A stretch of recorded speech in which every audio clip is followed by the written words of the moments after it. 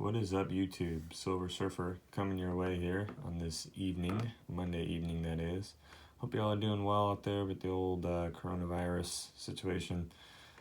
Everyone's doing their part to make this thing hopefully be done with eventually. But in the meantime, I've been kind of busy with schoolwork and switching to online kind of form, so it's been a challenge. But my challenges are small compared to a lot of others out there. So anyway, I just wanted to do a video. I finally got time to get around it, and without further ado, let's go ahead and get started. So what you see in front of you is a 1907 $5 legal tender note.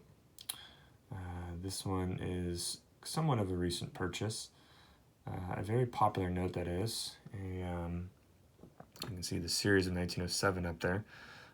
The last of the $5 legal tender series that there was. It has our 7th president, Andrew Jackson, up there. A lot of people don't realize that Jackson, he's on the current 20, which we'll get to in a minute, but many people didn't realize that he was started, kind of had to work his way up, right? First on the 5, and then on the 10, and then eventually he made it up to the 20, which didn't happen until 1928 on our small size currency. So pretty cool indeed. But this is a legal tender note. You can tell that mainly because it says United States note right up top there in the center, but also because the red seal that they got. And this one is deemed the Woodchopper series. It's deemed that because you can see this little family here with the family of the woodchopper. You can see he's got an axe there with his dog and his wife, or baby mama in the back there with their child. And this is kind of showing westward expansion and the American kind of pioneer there. So pretty cool engraving. I mean, these things, like I said, I think I mentioned on the 1917 $1 series that I was talking about and showed you guys, kind of outdated from their time. They were produced all the way up until the 1927, 28, I think it was. So crazy, to show that this much engraving was on them at that time. Anyways, 1907, we got the PMG graded at a VF30 in this grade. It's a decently affordable, not too expensive. These notes are also great too, and they're very pleasing in this grade, as the dark kind of background hides a lot of if there's any imperfections and stuff. So very, very pleasing note to look at. Some of the other notes, that really reveal the folds and anything else that exists on them is kind of a pain in the butt. But not this note. It's a great note. Nothing fancy with the serial number there, just a standard regular serial number block. And yeah, just an awesome looking note. Love this note, guys. Flip it around, show you guys the reverse here. Got my little makeshift stand. So that's the back side there. And you can see, look how intricate that is. Super, super intricate. Very, very cool.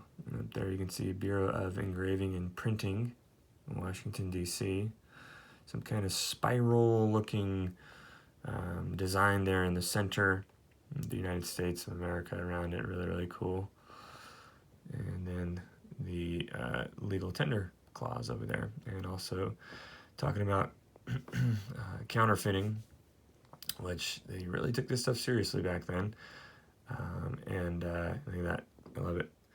15 years in imprisonment of hard labor, both. Some of the notes, actually, the colonial days, it even says, "'Tis death to counterfeit." Pretty incredible, huh? But yeah, old Hickory, he took some time to get up to the $20 note.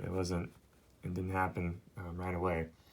And, it is what it is. A lot of people, there's some disagreement with him nowadays with kind of the notion of the way people's mindset is and politics and all this other stuff. And I'm not going to get into that, but he did do some very good things, and there's also some controversy too, especially amongst the trailatiers and things like that. But that's for a later day, guys.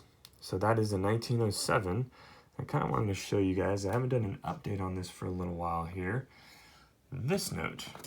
I told you in the beginning, earlier in this year, that I was putting together the 1914 Federal Reserve Blue Seals, excuse me, the denomination up to the 100 note, and I believe I shared the $5 with President Abraham Lincoln on it, the $100 note with Benjamin Franklin on it, but I don't think I've shared the rest of them. And I am complete, kind of little hint, hint. But I will get to those at a later time to show you guys one by one, kind of just putting some videos together and sharing with you things. But yeah, so this one is on the Federal Reserve Bank of Chicago, and it's designated there on 7NG for the Federal Reserve District of Chicago. Once again, it's got Andrew Jackson, as you guys can see. Check that denomination out. Oop, my hand was in the way. Check that denomination out now. Stepped it up to the 10.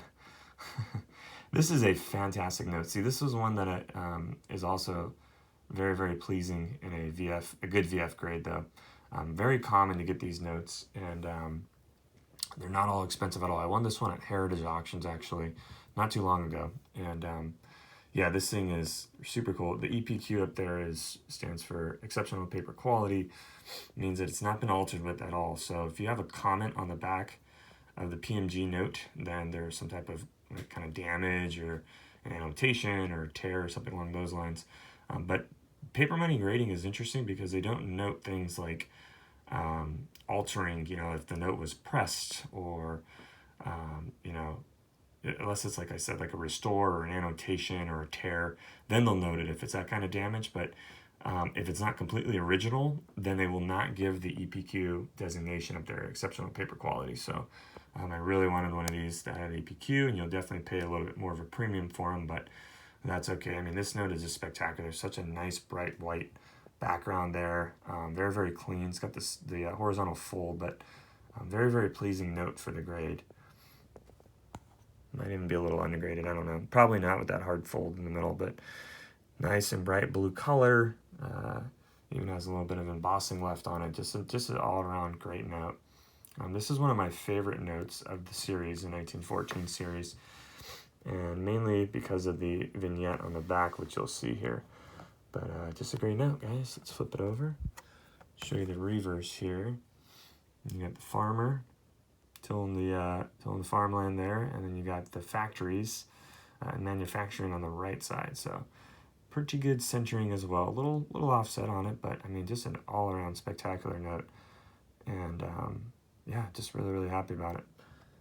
And it's got the clause on the bottom there. You guys go ahead and pause that. But just like the rest of the Federal Reserve notes, up until actually I should say 1928, that were redeemable in gold clause, they also have that on these, since these are the predecessors to the Federal Reserve notes that are currently today in practice. So that's that. Look at that reverse, man. Just so cool.